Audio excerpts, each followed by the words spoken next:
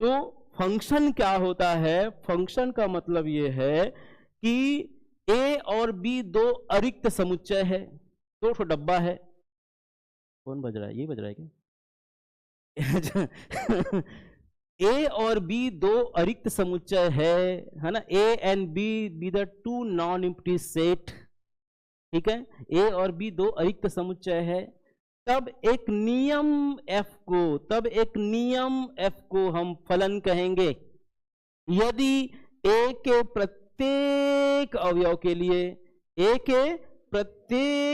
के लिए बी में हमें अद्वितीय अवयव प्राप्त होता हो, ठीक है, अद्वितीय अवयव प्राप्त होता हो। इसे y बराबर fx के रूप में लिखते हैं, ठीक है ना? क्लियर हो रहा है? तो इसको भी एग्जाम्पल के तौर पे अगर देखा जाए तो सपोज ये एक नियम है f, है ना, ठीक है, सच दैट इस प्रकार से है कि वो a से b में परिभाषित है, ठीक है। ये a के जो मेंबर्स होंगे, ये a कहाँ के मेंबर होंगे पता है? रियल नंबर के। जो शुरू वाला जो a दिख रहा है ना, जनरली इसको लिखा जाए तो ऐसा लिखना चाहिए, है ना, f such that r tends to r, ठीक है। लेकिन ये तो सिंपल बात हो गई, बट ये जो एलिमेंट होंगे ना वो कहाँ के होंगे? r के ही होंगे। ये जो a और b जो दिख रहे हैं ना वो r के ही होंगे। अब देखो दो ठो डब्बा देख लो ध्यान से, ये पहला डब्बा है, ये दूसरा डब्बा है, ठीक है। ये कह रहा है कि मैं a हूं, ये कह रहा है कि मैं b हूं। ये a और ये b, इन दोनों के बीच में एक कुछ नियम काम कर रहा है जो है f। तो मैंने अभी क्या परिभाषा बताया याद रखिएगा, ये परिभाषा आपके दिमाग में बस जानी चाहिए। अरिक्त का मतलब क्या होता है? जो खाली नहीं होता है। रिक्त का मतलब क्या होता है ना? खालीपन। अरिक्त मतलब उसमें कुछ ना कुछ रहेगा। तो क्या कहा गया कि ये खाली नहीं हो सकता और ये भी खाली नहीं हो सकता, इसमें कुछ ना कुछ अवयव रहेंगे, ठीक। तो ए और जो बी है उसमें जो फंक्शन है, तो ए और बी दो अरिक्त समुच्चय है, तब एक नियम एफ को फलन कहेंगे यदि ए के प्रत्येक अवयव के लिए बी में हमें क्या मिलना चाहिए? अद्वितीय अवयव मिलना चाहिए।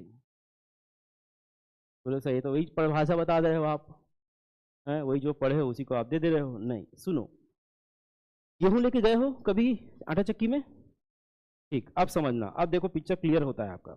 गेहूं का थैला लेके आप गए हो और आटा चक्की वाला क्या करेगा? उसको उस चक्की में उसको डालेगा और डालने के बाद उसके रिस्पेक्ट में आटा देगा। 10 किलो दोगे तो 10 किलो के हिसाब से मिलेगा, 50 किलो दोगे तो 50 किलो के हिसाब से देगा। तो जो ए वाला डब्बा है वो समझना क्या है? गेहूं है। और बी वाला डब्बा क्या है? आटा है। और बीच में जो मजीरा बजा है उसी को तो फलन कहेंगे जी। जो फंक्शन है वह क्या है? वो आटा चक्की है। जो गेहूं है वो क्या है? ए वाला सेट है, पहला वाला। वो आप पे डिपेंड करता है कि आप कितनों भी रख लो, ठीक है। आप चाहे तो 1000 किलो का कर लो, लेकिन उसके अकॉर्डिंग डिपेंडेंसी जो होगी वो आटे की होगी। मतलब उस मशीन से गुजारने के बाद ही हमको कुछ आउटपुट मिलने वाला है, ठीक है। तो मैं डोमेन और रेंज को इसी में लेने प्रयास करूंगा। ध्यान दीजिएगा, यदि मैं इस फलन को लिख लेता हूं, जनरली हम इसको लिखते हैं y is equal to f x, लिखते हैं क्या लिखते हैं? y is equal to f x, जहां x बिलोंग टू a, है ना, and y belong to b। x स्वतंत्र रहता है, पहले वाला डिब्बे में स्वतंत्र है, लेकिन डिपेंड करेगा बी वाला डब्बा, y वाला डब्बा, वो डिपेंडेंसी पे डिपेंड करता है, मतलब जो इस फंक्शन के नेचर पे डिपेंड करता है। अब उस नेचर के बारे में बात करते हैं। जैसे मैं यहां पर लिख लेता हूं, ये फलन जो है ना वो एक्स स्क्वायर की बात कर रहा है, ठीक है। ये मशीन क्या कह रहा है? एक्स स्क्वायर कह रहा है। मशीन क्या कह रहा है? X square. मतलब मशीन अपने आप में एक क्वालिटी रखता है कि जो भी चीज आएगा उसको मैं वर्ग करूंगा, जो भी चीज मेरे से गुजरेगा उसको मैं वर्ग करके दूंगा। किसको? वाई वाले डब्बे को, बी वाले डब्बे को, ठीक। अब देखो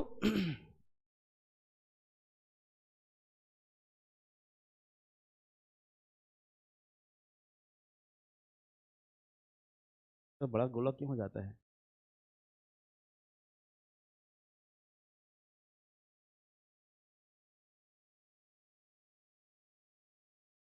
ये देखो, जैसे मैं यहाँ पे 1 लेता हूँ, क्या लेता हूँ?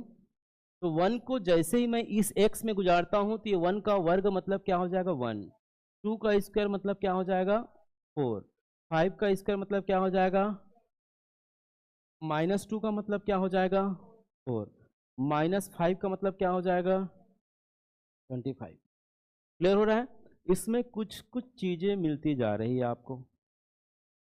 ये तो हम r उड़ेल सकते हैं ना, r याद आया r क्या है r, ठीक है, जो बोलोगे वो सब ले सकते हैं, पूरा का पूरा r इसमें डाल सकते हैं, याद रखिएगा पूरा का पूरा r, ठीक, पॉजिटिव भी डाल सकते हैं, निगेटिव भी डाल सकते हैं, p/q फॉर्म डाल सकते हैं, आसान टाइप के नंबर डाल, सारा चीज डाल सकते हैं। और उसके अकॉर्डिंग यहाँ बी में हमको कुछ एलिमेंट मिलेंगे, वो डिपेंड करेगा बीच में क्या रूल असाइन किया गया है। अब मैं डोमेन और रेंज की बात कर रहा हूं। डोमेन का मतलब ए वाले पहले वाले डब्बे में जो आप रख सकते हो वह डोमेन कहलाता है। मतलब वो गेहूं का थैला, तो गेहूं का कलेक्शन होगा, वह क्या कहलाएगा डोमेन। तो इसका जो डोमेन होगा, इसका जो डोमेन होगा वह क्या होगा जी, इसका डोमेन हो जाएगा आर, वास्तविक संख्याओं का संग्रह समुच्चय, ठीक, पूरा का पूरा आर उस कुएं में उड़ेल सकते हैं, ठीक, ए वाले डब्बे में। लेकिन जब हम इस आर के एलिमेंट को रखते जा रहे हैं तो इसमें जो एलिमेंट मिलते जा रहा है इसमें कुछ प्रॉपर्टीज होंगे, कुछ गुण होंगे, खास गुण होंगे, उस खास गुण को आपको जज करना होगा। जैसे इसमें नंबर्स तो सभी मिल रहे हैं, 0 को 0 मिलेगा, मिल रहा है कि नहीं, पॉजिटिव रख रहे हैं तो पॉजिटिव मिल रहा है, और निगेटिव रख रहे हैं तो भी क्या मिल रहा है जी, इसका मतलब इसका जो रेंज होगा वह क्या होगा जी, आर प्लस होगा। आर प्लस का मतलब धनात्मक वास्तविक संख्याओं का समुच्चय।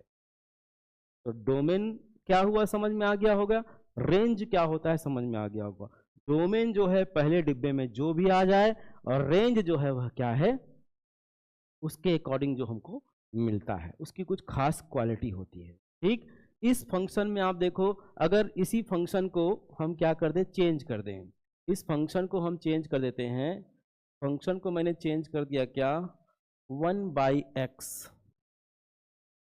है ना भाई, क्या कर दिया देखो तो 1/x, ठीक, 1 लेंगे तो क्या मिलेगा 1, 2 लेंगे तो क्या मिलेगा 3 लेंगे तो क्या मिलेगा, क्लियर हो रहा है, ये सारा चीज मिल रहा है आपको, ठीक।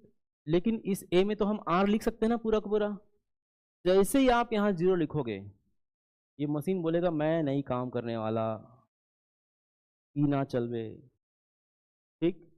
गेहूं लेके गए हो, उसमें 1 पाव का पत्थर भी है गेहूं के कलर का, ठीक है, अब लेके गए हो मस्त आटा पिसवाना है करके, अब वो क्या किया, वो गेहूं वाला जो है पीसने वाला, वो अपने उसमें डाला मशीन में, तो गेहूं को सब निकाल दिया पूरा वो आटा के रूप में, और वो पत्थर एक पाव वाला पत्थर जो है 250 ग्राम वाला पत्थर, वो खड़खड़ खड़खड़ चालू कर दिया, वो खड़खड़ खड़खड़ वो ले जा ही नहीं रहे अंदर। तो मशीन बोल रहा है ये नहीं चल बे, ये नहीं ले सकता मैं, ये मेरे को अंदर को खराब कर देगा भैया, ये नहीं चलने वाला है, ठीक।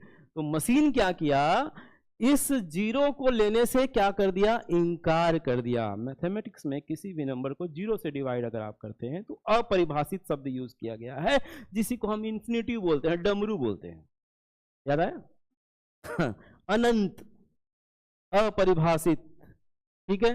तो किसी भी वैल्यू को 0 से अगर आप डिवाइड करते हैं तो उस परिप्रेक्ष्य में जो नंबर्स होंगे वह क्या होंगे, उसको अपरिभाषित के रूप में श्रेणी में दिया गया, अनंत के रूप में दिया गया।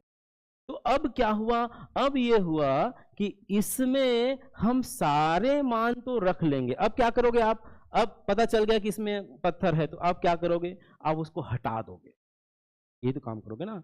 आपको क्या, सिंपल सी बात है, वो मशीन बोलेगा नहीं ले रहा हूँ, हाँ ठीक है भाई ला दे, बात समझ में आएगी नहीं, तो उस पत्थर को उठा के क्या करोगे, बाहर फेंक दोगे। वैसे ही फंक्शन में भी डोमेन के जो अवयव को ग्रहण नहीं करने वाले जो फलन ग्रहण नहीं कर सकता, उसको उस घर से निकाल के बाहर ही कर दो। तो इसका डोमेन क्या हो जाएगा, इसका जो डोमेन हो जाएगा, इसका डोमेन हो जाएगा आर माइनस,